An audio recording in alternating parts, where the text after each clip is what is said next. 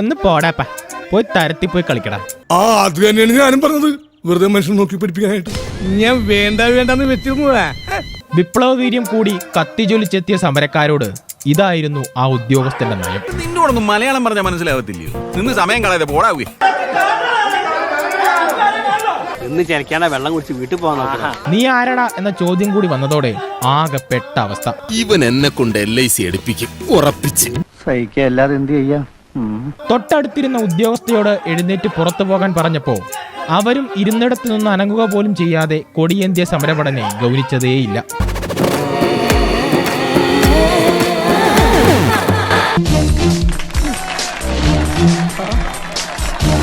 ജനങ്ങൾ സമ്പൂർണ്ണ സാക്ഷരത നേടിയതാണ് നമുക്കടിയായത്. എങ്ങനെ? സാക്ഷരത നേടിയപ്പോ ജനങ്ങൾക്ക് വിവരം വന്നല്ലോ. ഇതോടെ എന്നാ പിന്നെ ഫ്യൂസ് ഊരാം എന്നായി സമരക്കാർ. അങ്ങനെ മടങ്ങിപ്പോകല്ലേ. എന്തായാലും കലക്കിട നീ, നിന്നെ ഞങ്ങൾ സമ്മതിച്ചു തന്നിരിക്കുന്നു. ഇതിനു പിന്നാലെയാണ് സമരത്തിനിടയിൽ സമരക്കാരെ കടിച്ചൊരു തെരുവ് നായയും ട്രോളിൽ നിറഞ്ഞത്. അല്ല പിന്നെ വേണ്ട വേണ്ടെന്ന് വിചാരിക്കുമ്പോ കളിക്കാൻ നീ ഈ ഉപകാരം ഞാൻ ഒരിക്കലും പറഞ്ഞില്ല.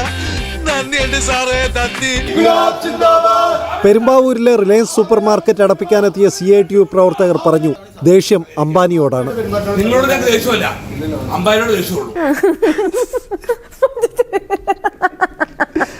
എന്തിനാടാ ദിനേശ നാട്ടുകാരെ ചിരിപ്പിക്കാൻ വേണ്ടി ഇങ്ങനെ ഓരോന്ന് ചെയ്തു കൂട്ടുന്നത്? ത്തിൽ മാൾ പൂട്ടാൻ പോയവർ, കച്ചവടത്തിന് വെച്ച മീനിൽ മണ്ണെണ്ണയൊഴിക്കുമെന്ന് ഭീഷണിപ്പെടുത്തിയ നേതാവ്, സ്കൂളിൽ അധ്യാപകരെ പൂട്ടിയിട്ടവർ, മരുന്ന് ഗോഡൌണിൽ അഴിഞ്ഞാടിയവർ, അങ്ങനെ തലങ്ങും വിലങ്ങും ട്രോളോട് ട്രോൾ.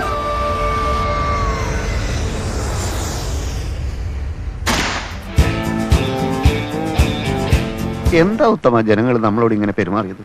അതെ, ഒരു പാർട്ടിയിലും പെടാത്ത നിഷ്പക്ഷമതികളായ കുറെ ജനങ്ങളുണ്ടല്ലോ, ആ തെണ്ടികളായി ഇത്തവണ നമ്മളെ പറ്റിച്ചത്. ഈ അഖിലേന്ത്യാ പണിമുടക്ക് എന്ന് പറഞ്ഞ് എന്തിനായിരുന്നു ഇത് കൊടുത്തത്?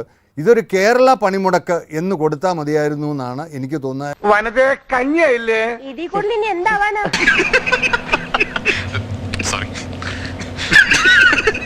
എന്റെ വിജയേട്ടാ ഇത് വേണ്ട.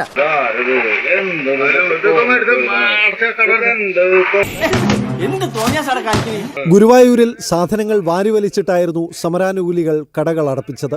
പുതിയ പരാതി എഴുതിക്കോ. ഇതും കൂടി കൂട്ടിയേ 19ാമത്തെ കംപ്ലൈന്റാ. ഇതങ്ങ് വെറുതെ വിട്ടാ പറ്റില്ല, നമ്മൾ പ്രതികരിക്കണത്. CITU പ്രവർത്തകർ സർവീസ് നടത്തിയ ഓട്ടോക്കാരനോട് കയർക്കുന്ന ദൃശ്യം. പ്രവർത്തകരിൽ ഒരാൾ വണ്ടിയുടെ താക്കോൽ ഊരിയെടുത്തെങ്കിലും പോലീസ് ഇടപെട്ട താക്കോൽ തിരികെ നൽകി. ചീറ്റിപ്പോയല്ലേ?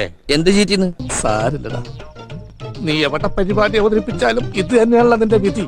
ഇതിനെല്ലാം അപ്പുറം കേരളത്തിൽ മാത്രം കണ്ടുവരുന്ന ഈ കലാരൂപത്തിന് ഇക്കുറിയും മാറ്റമുണ്ടായില്ല എന്ന സത്യവും. അതൊന്നും സാരമില്ല, ഇവന് ഇതൊക്കെ പറയുവാ. അല്ല, പ്രഭാകരേട്ടന് വീട്ടില് വിലയില്ലെങ്കിലും നാട്ടില് പുല്ല് വിലയാ. അയ്യോ അയ്യോ.